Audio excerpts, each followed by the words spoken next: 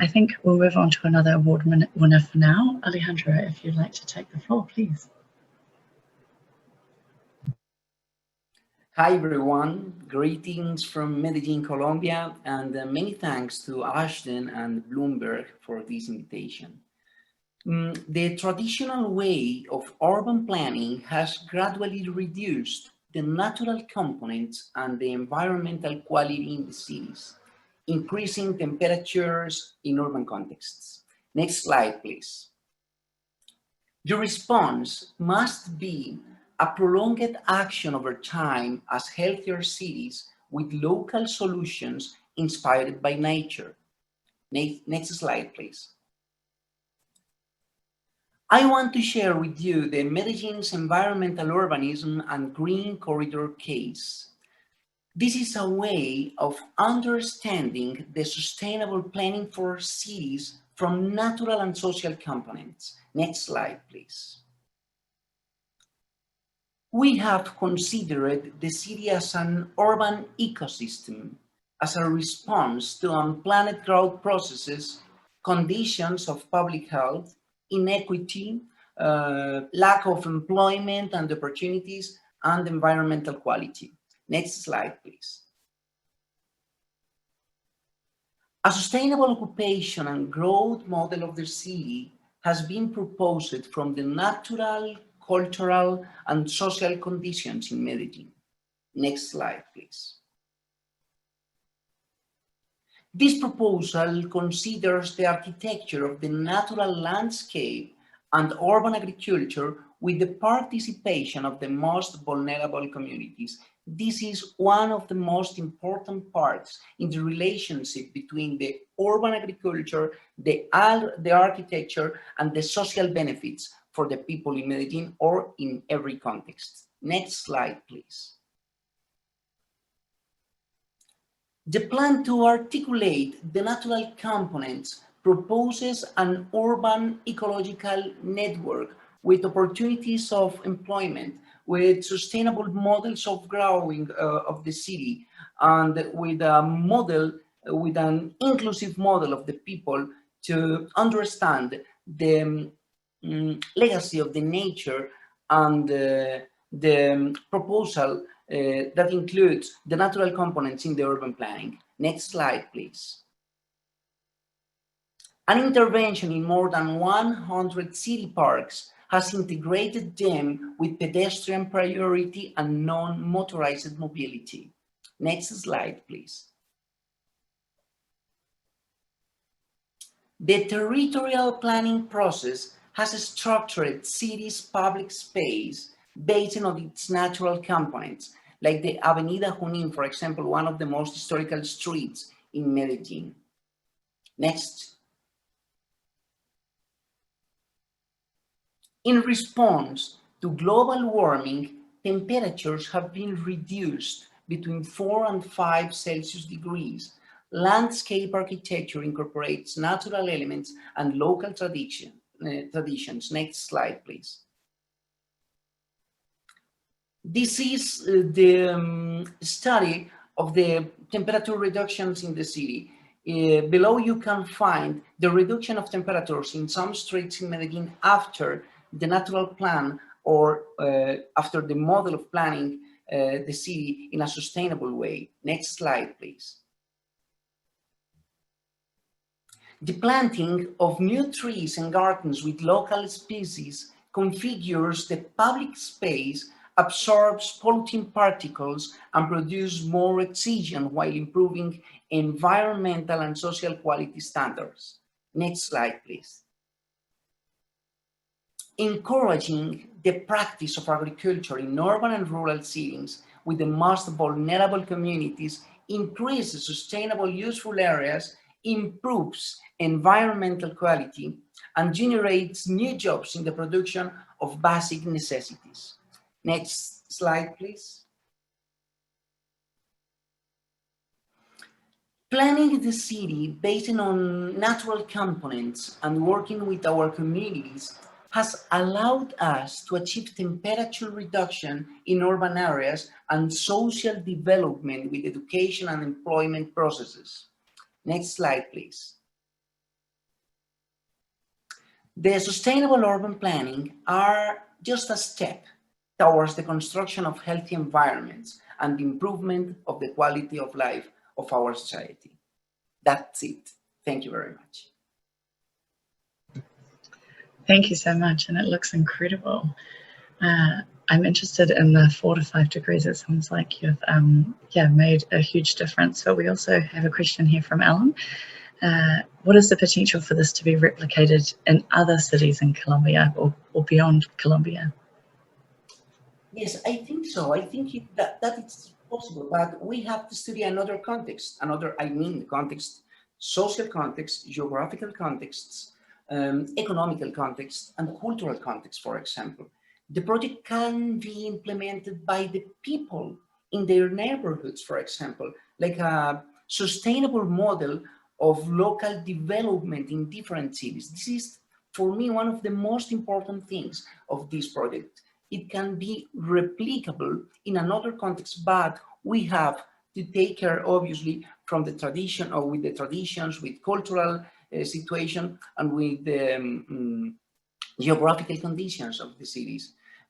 This project can be too a government program inspired from official sectors, for example, with the participation of the private enterprises and the society, like we made that here in Medellin.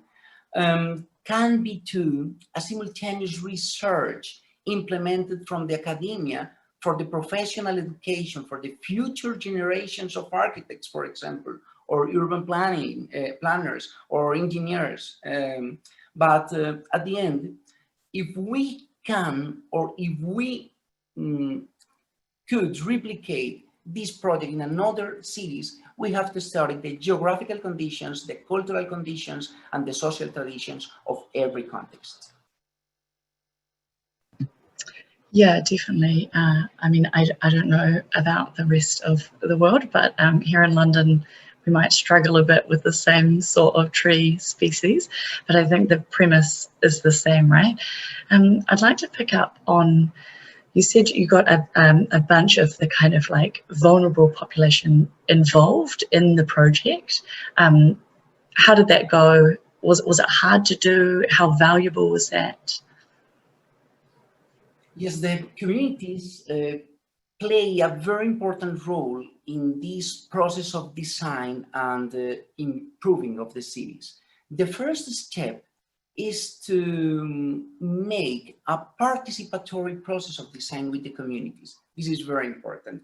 The project should be made in a range with the communities because they know very good and better than us their contexts, their necessities, and the social conditions. The second step, we have to work with the communities in the implementation process. After the design process, the implementation play a very important role because the opportunities of employment, the opportunities of be part of the development of the city is very important, and that means something very special for the communities. The third step is to take care of the urban environmental development of the cities. That means that the communities can preserve employment over time with the care of the natural elements. And the fourth step is the divulgation between the communities, obviously, from the academia, for example, and from the official sector of the results of the process of environmental urbanism in every context, in every neighborhood, and in every city.